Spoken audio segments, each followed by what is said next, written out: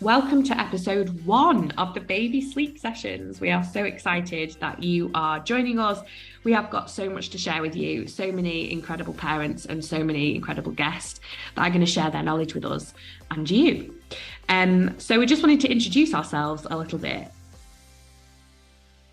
I'm Emily, founder of Fox and the Moon, mum of 2 and qualified sleep specialist and breastfeeding counsellor. I started this business out of a passion and love for helping parents and their children sleep in an industry that's saturated with techniques that focus on leaving your child to cry, and that's focused on self-settling and all of those things. I love investigating why children aren't sleeping very well, and actually coming up with really practical and tangible ways of how you can do that better without leaving them to cry and being unresponsive. And I'm Molly, and I am childless and don't know what I'm talking about. No, I do know what I'm talking about slightly. I am a level 6 qualified infant sleep coach, maternity nurse, and I am a full-time nanny for 3 beautiful children who keep me very busy, too busy to have my own children. I got into this industry because I work with some amazing professionals who are trying to strike the balance between their career and their children and navigating infant sleep within that. I think working as a nanny, I have had to naturally support children with their sleep, and the mainstream methods never felt right for me. So it led me to explore what other methods I could use to help. And I think because of that experience, I particularly enjoyed helping with transitional times, moving away from co-sleeping, starting childcare, all those sort of things that go on that could affect sleep. I really enjoy working on those things.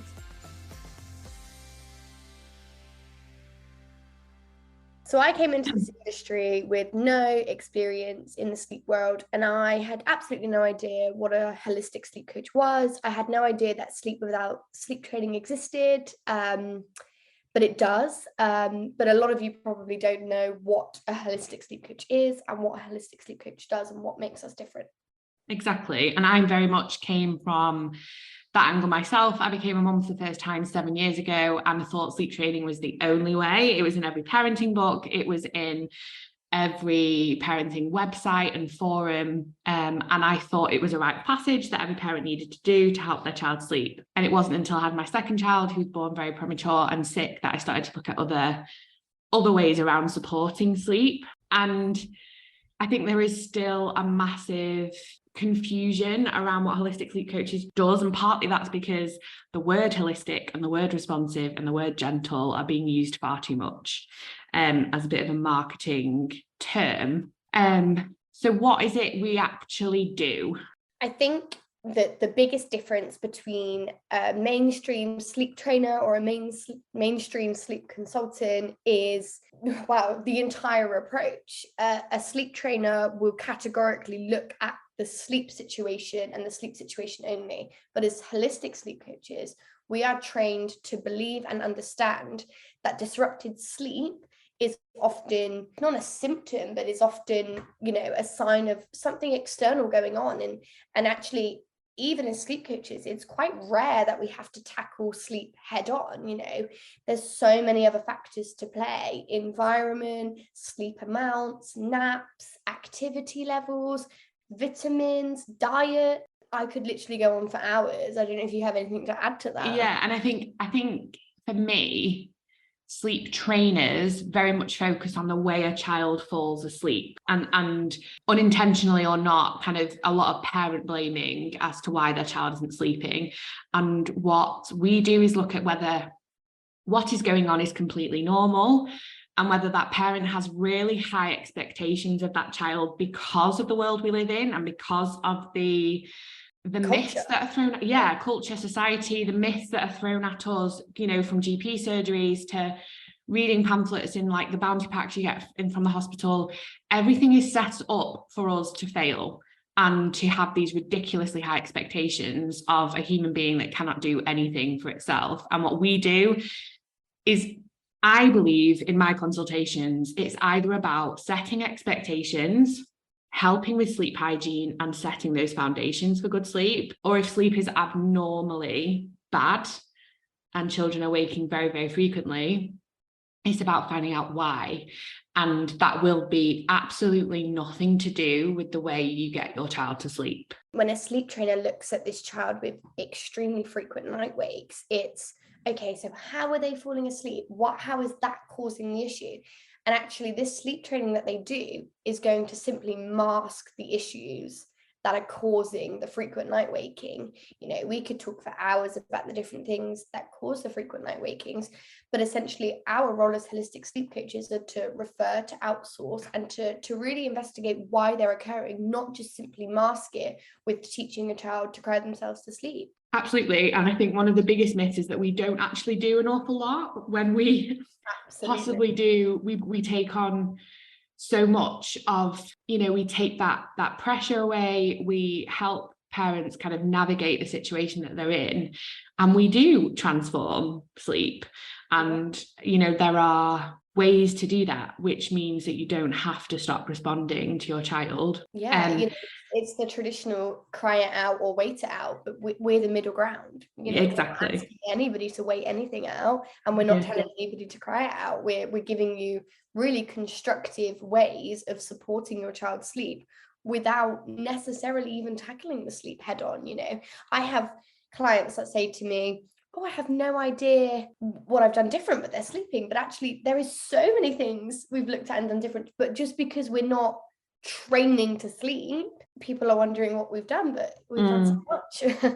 Exactly. And the aim of this podcast is to not only educate people on kind of what holistic sleep coaches does, but hopefully open people's eyes a bit more to neuroscience and infant development and brain maturity, and how self-settling just isn't a skill that needs to be taught, and that drowsy but awake is a crock of horseshit, and so many other things. The aim of this is to give you the knowledge, and I almost envision it, I don't know about you, Molly, but like I almost envision it like a little bit of a, I was going to say dictionary, that's not the right word, but like a little bit of a glossary of sleep problems that a Bible, yeah. So that instead of heading to Google at 2 a.m, you can go onto our Instagram page, or you can go onto our podcast, have a look at the titles of the topics we're discussing and hit play and listen to how we have helped people overcome that situation. Find what resonates with you. And, you know, I think this podcast will be an incredibly good insight to what we do and how we do it, and will give people real practical advice to take forward and apply into their own situation, hopefully. Exactly, hopefully that is the aim.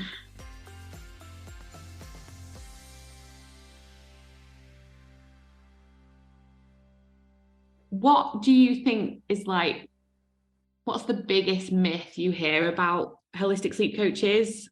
I think holistic sleep coaches are very much branded with the permissive parenting sort of movement going on. You know, I see constant TikToks, reels of people absolutely slating and criticizing the gentle parent approach.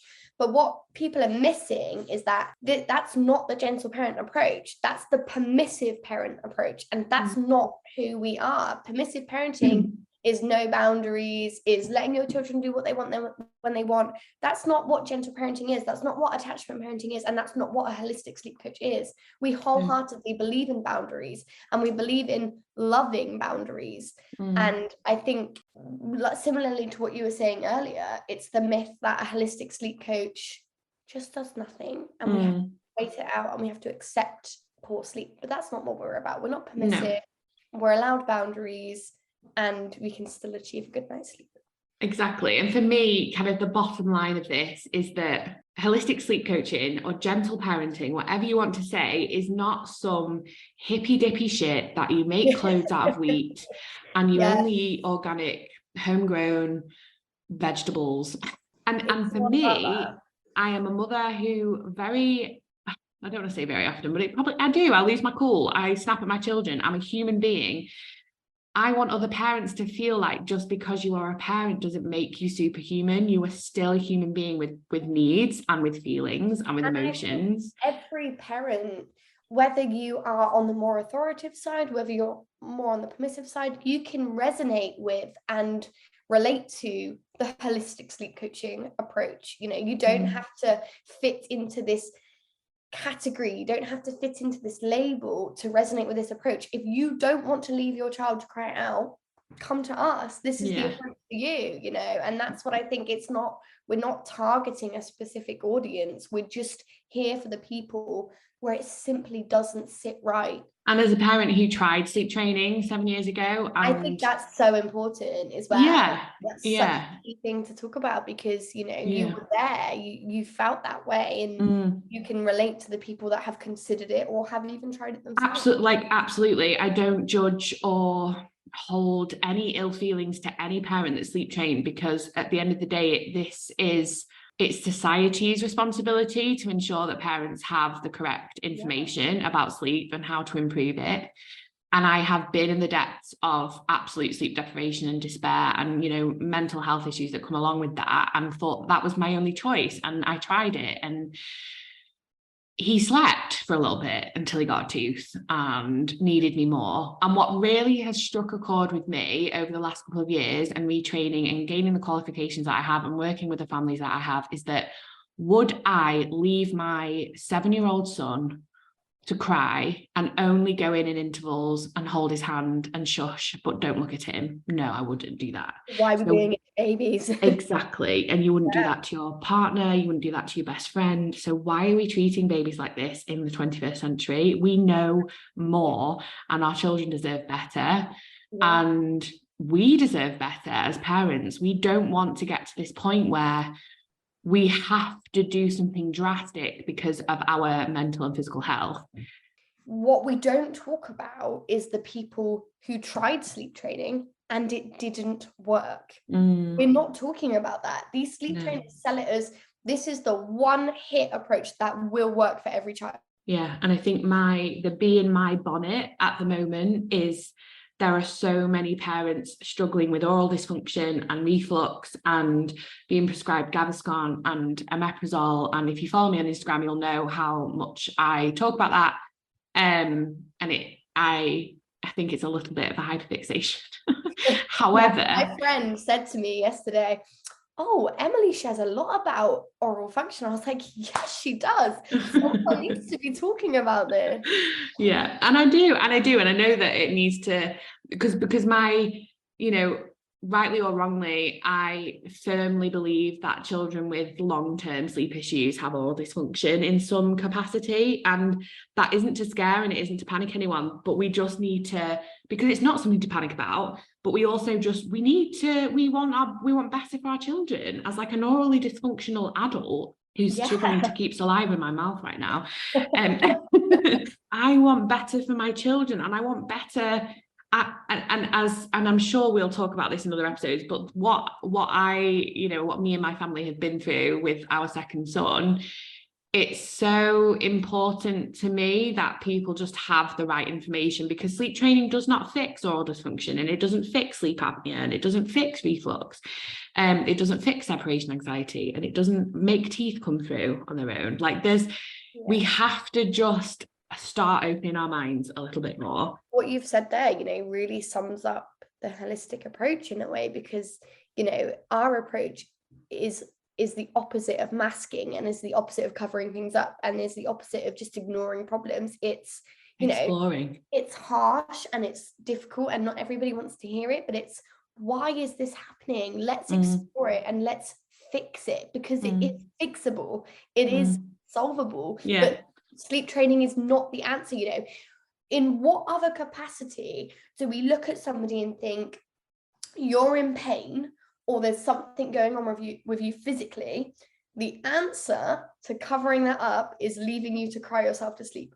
In what other capacity does that happen? It doesn't happen. But it's because these babies cry at night, and that's their level of communication. And we need to be listening, and we need to be hearing them, and we need to be advocating for them. Exactly. And parenting doesn't stop at night, but it's really bloody hard to parent at night. And I think as a baseline, and I know, and this is something that I'm kind of quite concerned about with this podcast, is that I'm going to be on my high horse a lot about feeding and all dysfunction and stuff, and I will be in some parts, but as a base level here, like if you were to come to a sleep coach and say, I'm really struggling because my child wakes up at 4 a.m. every morning, we're not going to then automatically go, oh, well, you're probably tongue-tied and you've probably got reflux. It's no, if that's the scenario, just to give like a brief example of how to manage that situation is to look at a sleep diary, look at environmental factors, look at what's happening at that time of the morning. Most children that nap in a day only do 10 hours of sleep overnight. And this whole 7 till 7 schedule is just not achievable for most children. And that's what we aim to kind of deep dive into. And we've got so many exciting guests lined up, talking about so many different scenarios and options. And we're going to get past clients that we've helped on the podcast to just talk us through what their life was like before and what kind of problems they were facing and what we did together, because that's a really key word. This is a collaboration between coaches and parents. It's not a dictatorship. Of how we got to that kind of endpoint. And I think these are going to be real people and real families going through the same sleep struggles that many of you guys are going to be going through. And we just really want it to be a place that you can come, you can see the title of a podcast and think, oh, I'm dealing with that issue at the moment. Give it a listen.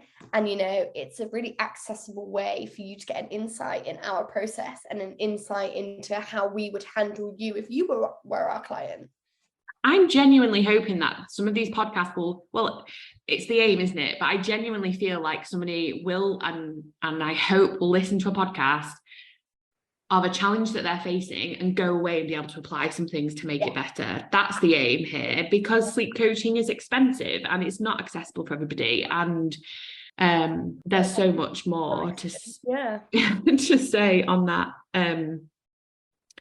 But yeah, I'm excited.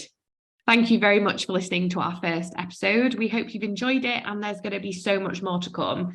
We have a lovely mom called Ella with a 1-year-old little boy called Roman, and we're going to talk to her all about moving away from co-sleeping. So if that's something you want to hear more about or something you're interested in, then please make sure you tune in. And please don't forget to like and follow our podcast, because we need you. And we cannot wait to bring you along on this journey with us. That sounded really sarcastic. I know. Everybody's going to have to get used to the sarcastic tone that comes out of my mouth. I think that's what makes us, the best people in the world. Anyway, Absolutely. Thank you, everybody. We cannot wait. See you soon.